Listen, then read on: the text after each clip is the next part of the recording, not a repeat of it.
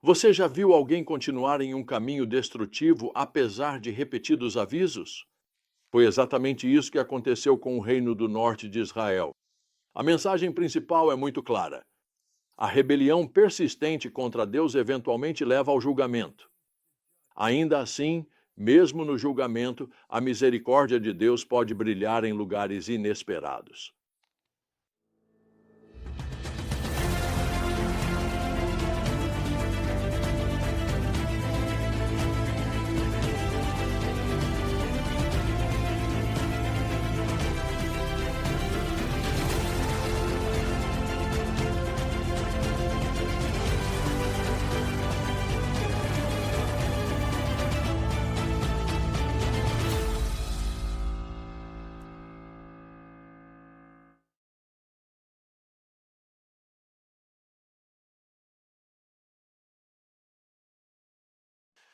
O contexto histórico é trágico. O rei Acás de Judá havia se voltado para a idolatria, chegando a sacrificar seus próprios filhos no fogo.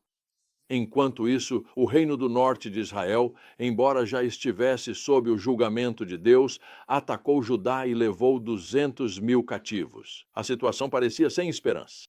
Mas então algo notável aconteceu. Um profeta chamado Obed confrontou o exército vitorioso do norte com uma mensagem impressionante. Porque o Senhor, o Deus dos seus antepassados, estava irado com Judá, ele os entregou em suas mãos, mas vocês os mataram com uma fúria que chegou até o céu. Ele os advertiu de que a ira feroz de Deus cairia sobre eles se escravizassem seus irmãos israelitas. O que aconteceu em seguida mostra que a misericórdia pode surgir mesmo nos momentos mais sombrios. Os líderes de Efraim ouviram o profeta. Eles não apenas libertaram os cativos, mas também os vestiram, deram-lhes comida e bebida, aplicaram bálsamo de cura e até colocaram os mais fracos em jumentos para que pudessem voltar para casa. Esse belo ato de compaixão se destaca em meio ao cenário de violência e julgamento. Mas esse momento de misericórdia foi como o último lampejo de luz antes que a escuridão caísse. As profecias de Isaías traçam um retrato sóbrio da condição espiritual de Israel. O povo continua orgulhoso. Mesmo com o julgamento se aproximando, diziam: os tijolos caíram, mas reconstruiremos com pedras lavradas. Em vez de se voltarem para Deus com humildade, vangloriavam-se de como se recuperariam com sua própria força. As consequências foram devastadoras.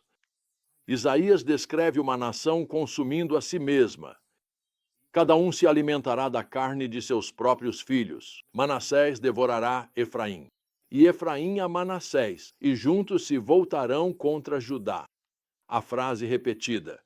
Mas apesar de tudo isso, sua ira não se desviou, sua mão ainda está erguida. Enfatiza a definitividade do julgamento de Deus. A profecia contra Damasco em Isaías 17 mostra quão completa seria a destruição. Tanto a Síria quanto Israel seriam reduzidos a ruínas, restando apenas um pequeno remanescente, como algumas poucas azeitonas deixadas após a colheita. Finalmente, em Zondo Reis 15:29, vemos o começo do fim, quando o rei assírio Tiglat-Pileser captura grande parte do território de Israel e deporta seu povo. Ainda assim, mesmo nessas profecias sombrias, encontramos esperança. Isaías 63 nos lembra do caráter de Deus. Ele é poderoso para salvar e cheio de compaixão. Compaixão e muitas bondades. O profeta relembra como Deus sempre foi fiel. Em toda a aflição deles, ele também se afligia. E o anjo da sua presença os salvou. Em seu amor e misericórdia, ele os redimiu. Então, como podemos aplicar essas verdades hoje? Primeiro, devemos reconhecer que a rebelião persistente contra Deus tem consequências. Assim como a rejeição repetida de Israel a Deus levou ao juízo, não podemos esperar ignorar continuamente os avisos de Deus sem enfrentar as consequências de nossas escolhas. No entanto, também vemos que a misericórdia de Deus pode se manifestar de maneiras e lugares inesperados. Assim como ele agiu por meio de líderes inimigos para mostrar compaixão aos cativos, ele pode usar fontes improváveis para demonstrar sua graça hoje. É difícil compreender como o juízo e a misericórdia de Deus se cruzam e como consequências severas podem se transformar em graça extraordinária. Só Deus. Só Deus pode transformar a escuridão em luz. Mas também devemos observar como o orgulho nos cega para o perigo espiritual.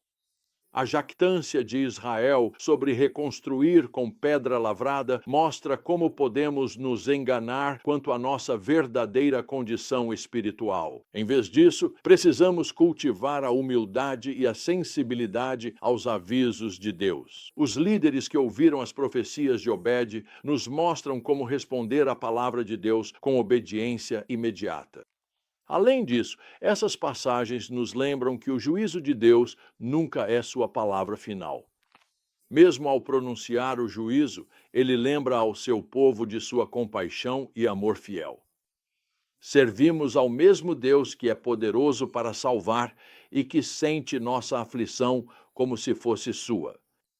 Quando enfrentamos as consequências de nossas ações, ainda podemos voltar para Ele em arrependimento e confiar em sua misericórdia. Por fim, aprendemos que desastres nacionais muitas vezes têm raízes espirituais. O colapso político e militar de Israel foi, em última análise, resultado de sua rebelião espiritual. Isso nos desafia a examinar nossas próprias sociedades e orar por um renovo espiritual, sabendo que nossas maiores necessidades são espirituais e não políticas ou econômicas. A história do declínio de Israel serve tanto como um alerta quanto como um encorajamento. Ela nos adverte sobre o perigo da rebelião persistente contra Deus, mas também nos mostra que a misericórdia de Deus pode romper mesmo nas circunstâncias mais sombrias. Em tudo isso, ele continua poderoso para salvar, pronto para responder ao arrependimento genuíno com compaixão e redenção.